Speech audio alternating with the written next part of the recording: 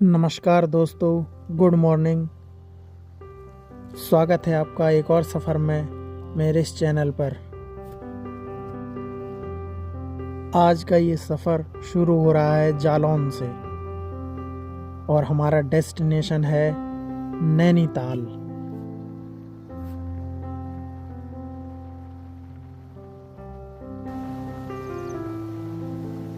,425 kilometre के करीब ये जर्नी रहने वाली है, जिसको पूरा करने में हमें समय लगेगा करीब 9 से 10 घंटे।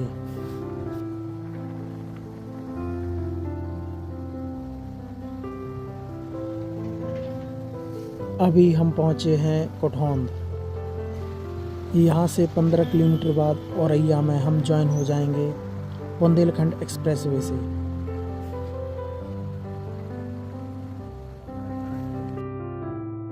कोठौंद में इस जगह पर लेफ्ट की तरफ एक मंदिर है, जालौन देवी मंदिर, जो यहाँ स्थानीय लोगों के बीच में काफ़ी प्रसिद्ध मंदिर है।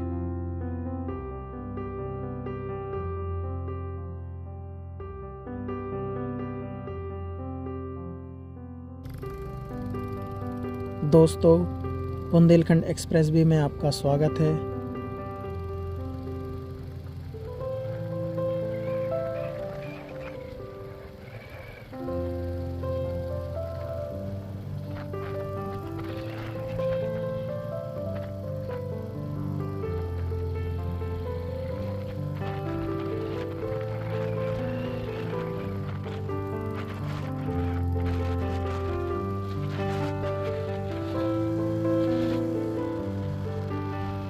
औरैया से हम एक्सप्रेसवे में एंट्री ले रहे हैं और यहाँ से हम पहुँचेंगे सौरिख। सौरिख पहुँचने के लिए पहले बुंदेलखंड एक्सप्रेसवे और उसके बाद आगरा लखनऊ एक्सप्रेसवे पर हम जाएंगे।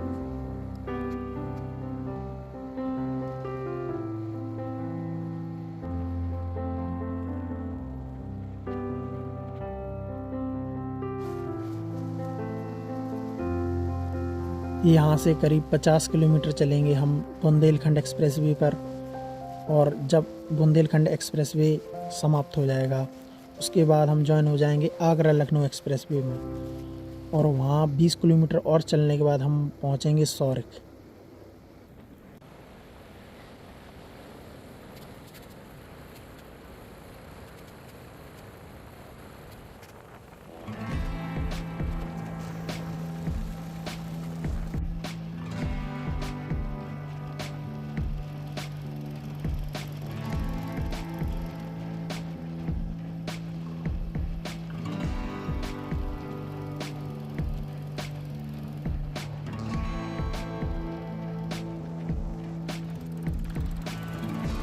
ये लीजिए, हमारा टर्न आ गया है इस एक्सप्रेसवे से बाहर निकलने के लिए।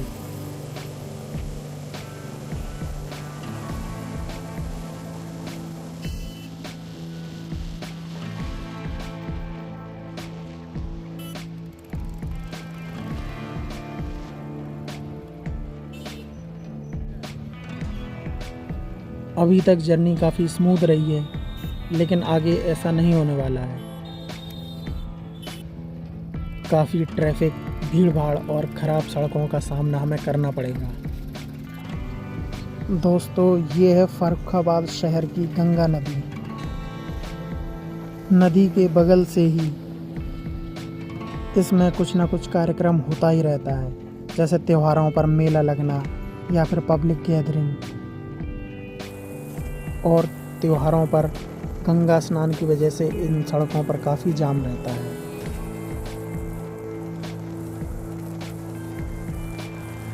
दोस्तों, ये रोड है फर्रुखाबाद से लेकर कटरा तक। कटरा में हम ज्वाइन होते हैं शाहजहाँपुर बरेली एक्सप्रेसवे से।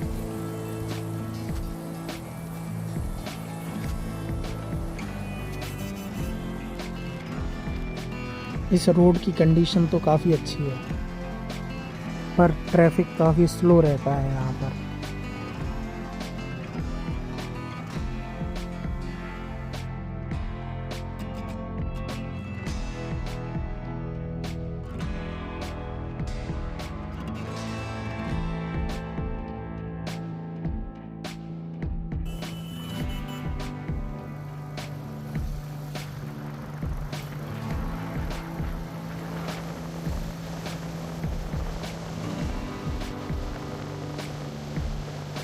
दोस्तों पहुंच गए हैं कटरा।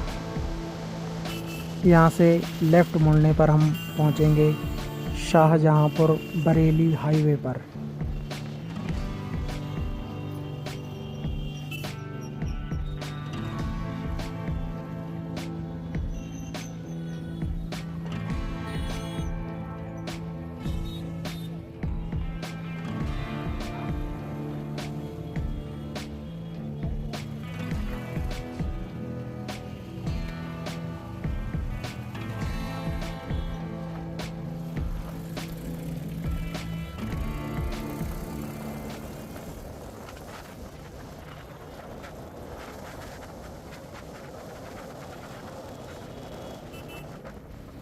दोस्तों जब भी आप इस हाईवे पर यात्रा करें तो आपको बहुत ही कॉन्शियस रहने की ज़रूरत है।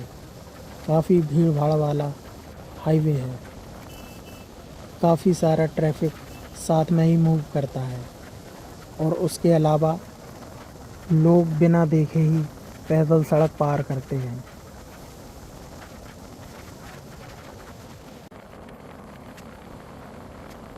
इस हाईवे से बरेली को बाईपास करते हुए हम पहुंचेंगे हल्द्वानी मार्ग पर।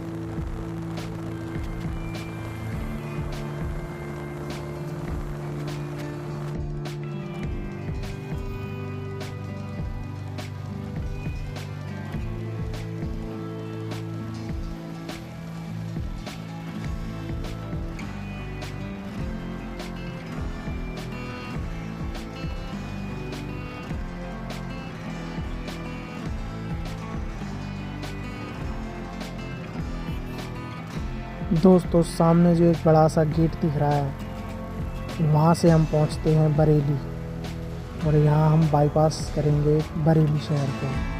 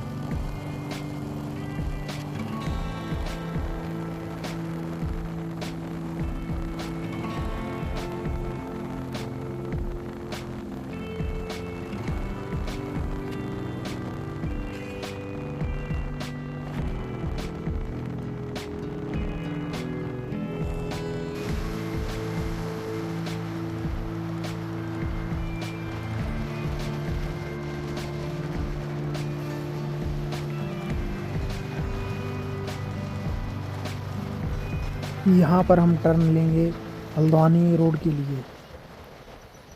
हल्द्वानी यहाँ से राइट साइड में है, लेकिन यहाँ लेफ़्ट से पूरा यू टर्न लेना पड़ेगा हल्द्वानी मार्ग पर जाने के लिए। जब आप इस ओर आएँ तो आप मैप में ज़रूर देखते रहें, अदरवाइज़ ये जो टर्न है आपसे मिस हो जाएगा।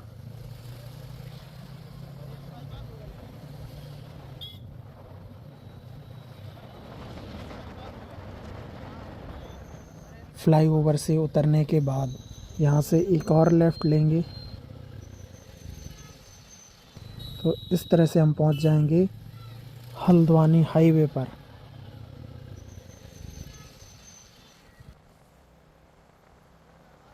ये जो एरिया है ये बरेली ज़िले के अंदर ही आता है और यहाँ अभी हम उत्तर प्रदेश में हैं और इसी हाईवे पर आगे जब हम किच्छा पहुँचेंगे तो वहाँ हम उत्तराखंड में पहुँच जाएंगे।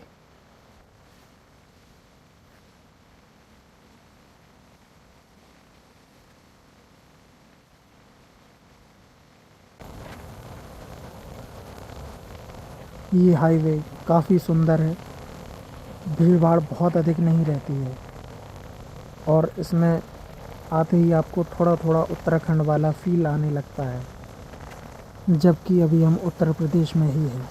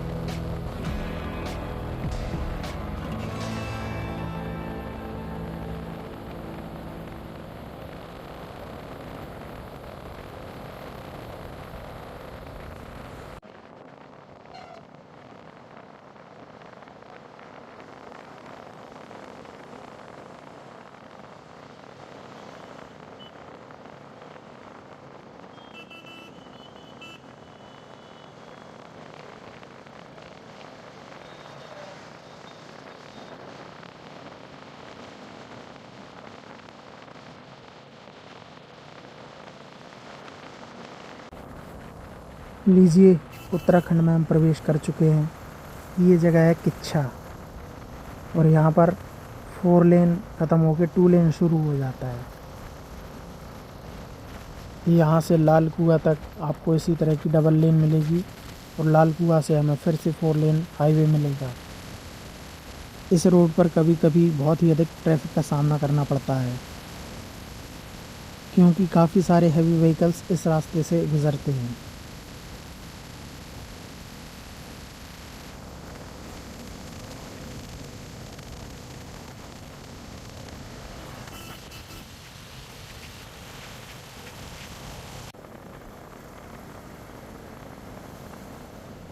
लीजिए, पहुंच गए हैं लाल कुआं में, जो कि उत्तराखंड के प्लेन्स का एक और शहर है।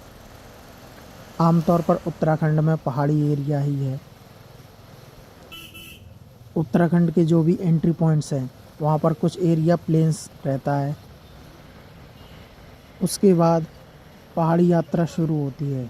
जैसे यहाँ पर किच्छा से उत्तराखंड का बॉर्डर शुरू होता है और हल्द्वानी के बाद से काठगोदाम में हम पहाड़ों की ओर चलना प्रारंभ करते हैं।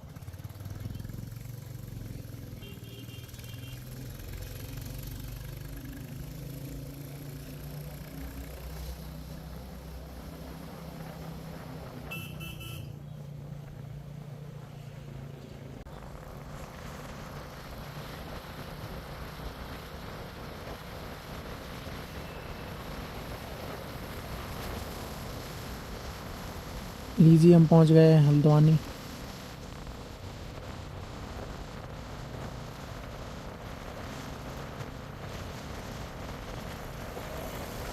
यहाँ से शहर को बाईपास करते हुए हम पहुंचेंगे काठगोदाम।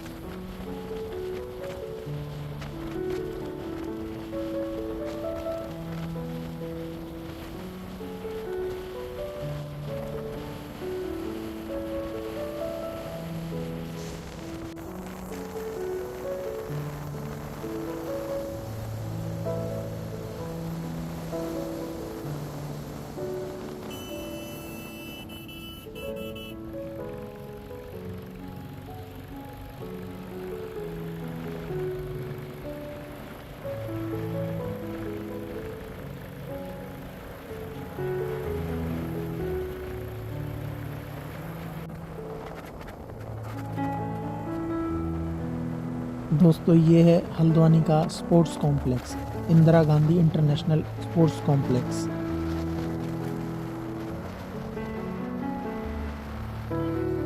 और यहीं से हमें पहाड़ों के पहले नज़ारे दिखना शुरू होते हैं,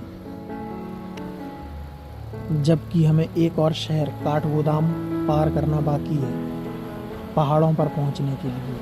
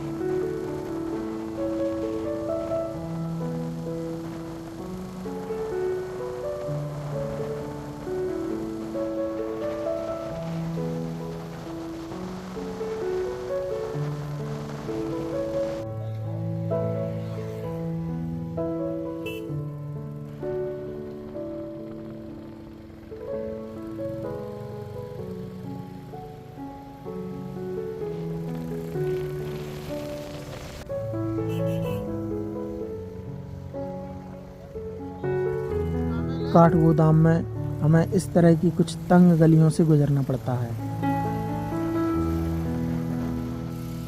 तो इस पॉइंट से हमें राइट टर्न लेना है। सामने चौराहे पर बनी हुई डॉल्स कितनी खूबसूरत लग रही हैं। काठगोदाम में इस जगह का क्या नाम है, यदि किसी को जानकारी हो तो कृपया कमेंट में हमें अवश्य शेयर करें। यहाँ से ही हम आगे बढ़ेंगे नैनीताल के लिए।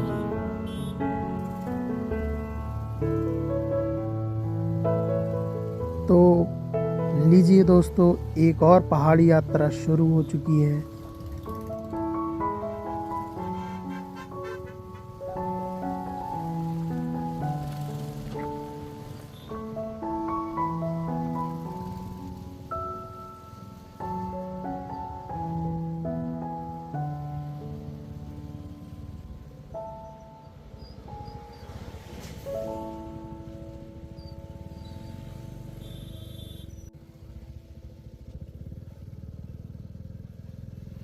यहाँ से अगर आपको कैची धाम या अल्मोड़ा जाना है तो आपको भीमताल वाला रोड लेना चाहिए। ज़्यादातर लोग नैनीताल जाने के बाद वहाँ से मुक्तेश्वर जाते हैं। यदि आपको डायरेक्ट मुक्तेश्वर जाना हो तब भी आप भीमताल वाली रोड से डायरेक्ट मुक्तेश्वर जा सकते हैं,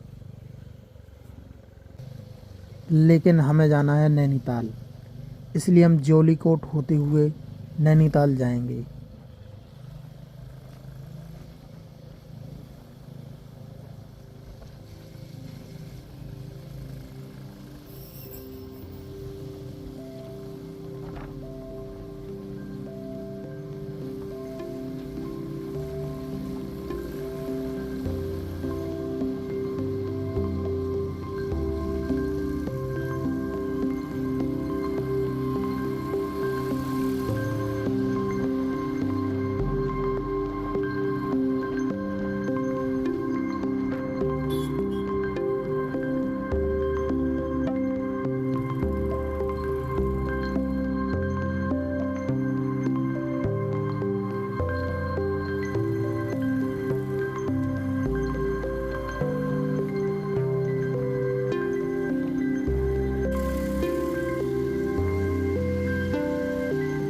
जब हम पहाड़ों की हाइट पर पहुंचते हैं तो एटमॉस्फेयर में सडन चेंज होता है और उस चेंज को अडेप्ट करने में थोड़ा सा समय लगता है। और जब हम इस तरह से पहाड़ों पर चढ़ रहे होते हैं तो उस तरह का चेंज हमें कुछ ज़्यादा ही महसूस होता है। इस तरह का चेंज इस बात पर भी डिपेंड करता है कि आप कितनी हाइट पर हैं। जैसे इस जगह अभी बहुत अधिक हाइट नहीं है, लेकिन फिर भी थोड़ा बहुत आपको चेंज महसूस होगा। लेकिन अगर आप और ऊपर की तरफ जाएंगे, जहाँ एल्टीट्यूड 5000 7000 इस तरह का हो, तो वहाँ पर भी शरीर में काफ़ी चेंजेस आते हैं और शरीर को एक्लेमेटाइज करने में थोड़ा सा समय लगता है।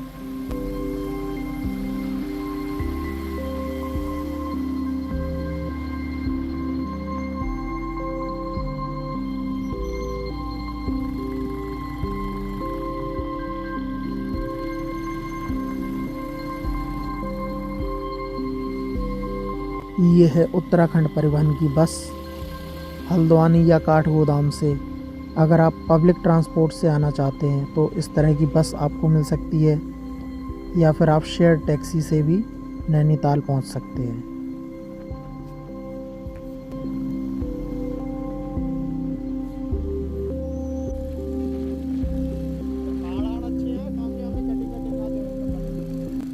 यहाँ हम अच्छी हाइट पर पहुंच गए हैं, जहाँ से हमें नज़ारे काफ़ी बेहतर दिखने शुरू हो चुके हैं।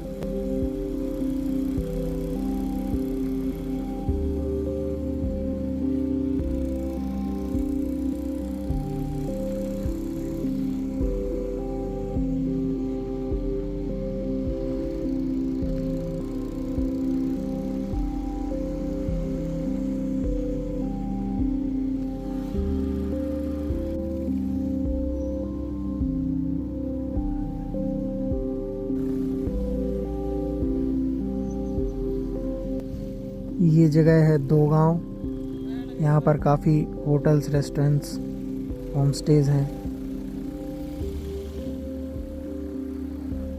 कई बार ऐसा होता है कि आप शाम को हल्द्वानी पहुँचते हैं और आप तभी पहाड़ों की ओर चढ़ना शुरू कर देते हैं, लेकिन अंधेरा होने की वजह से आप सोचते हैं कि कहीं रुका जाए। तो उस सिचुएशन में इन जगहों पे बने हुए होटल्स, होम स्टेज आपके काफ़ी काम आते हैं।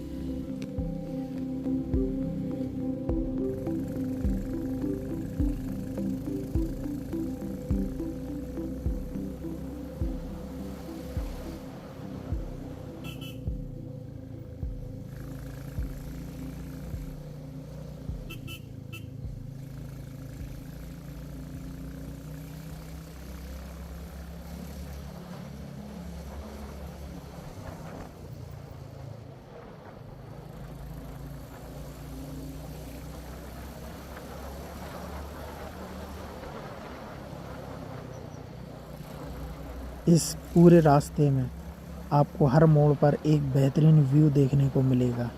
आपको उन नज़ारों का आनंद ज़रूर लेना चाहिए, इसलिए आप यहाँ पर जल्दबाजी ना करें। इसके अलावा रोड साइड जितने टी स्टॉल्स होते हैं, जहाँ से अच्छा व्यू आ रहा हो, वहाँ पर रुककर आपको चाय के साथ नज़ारों का आनंद भी ज़रूर लेना चाहिए।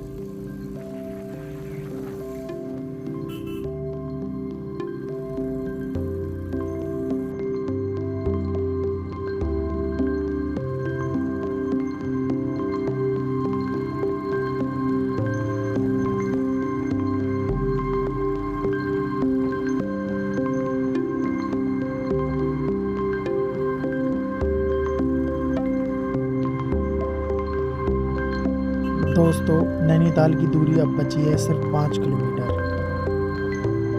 अब से कुछ ही देर में हम पहुंचेंगे सरोवर नगरी में।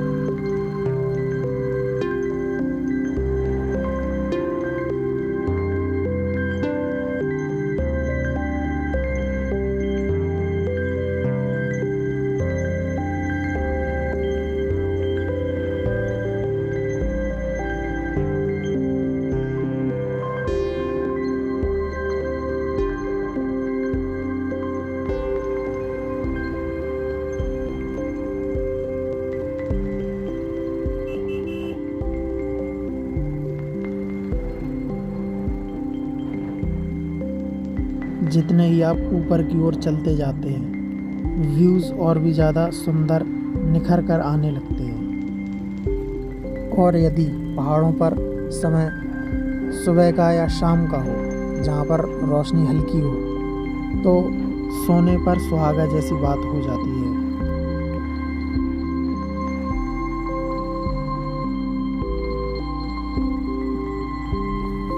जैसे कि आप इस नज़ारे को देखिए, सनसेट की जो गोल्डन रोशनी है जिसने इस पूरे दृश्य को सुनहरे रंग से भर दिया है।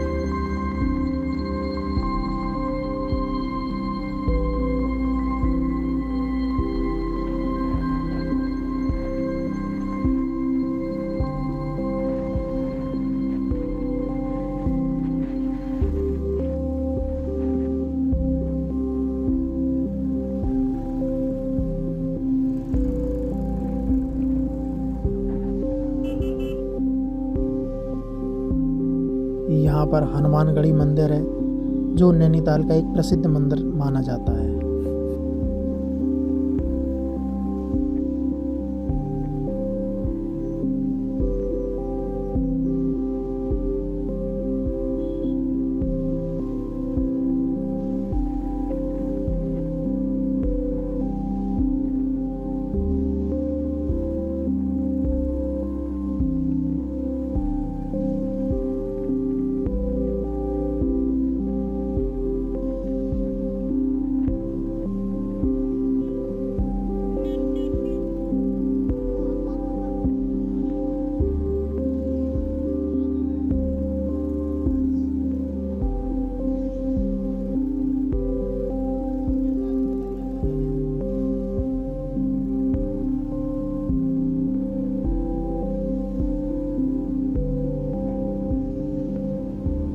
दोस्तों, एंटर कर चुके हैं नैनीताल शहर में और यह है शहर के बाहर बसा हुआ धर्मशाला।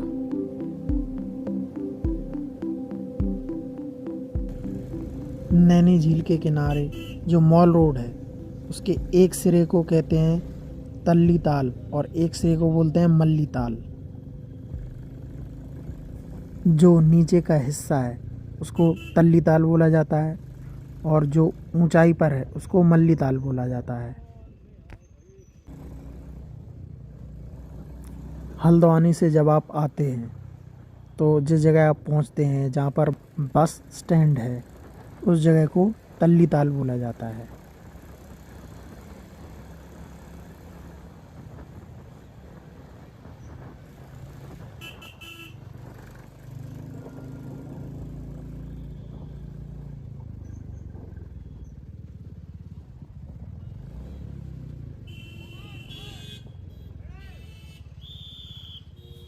लीजिए दोस्तों, पहुंच गए हैं हम इस सफ़र के अंजाम तक। ये रहा आपका नैनीताल।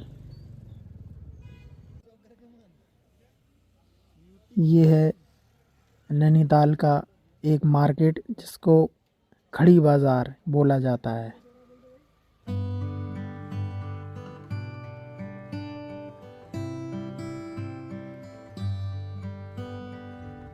और ये रहा खूबसूरत लेक का नज़ारा, शहर की रोशनी से जगमगाता हुआ नैनीताल।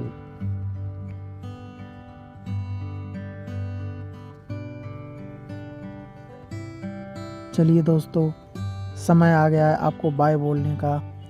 इसी के साथ इस वीडियो को यहीं पर एंड करते हैं। प्लीज़ वीडियो को लाइक करिए, शेयर एंड सब्सक्राइब ज़रूर करें। मिलते हैं अगली किसी वीडियो में। धन्यवाद।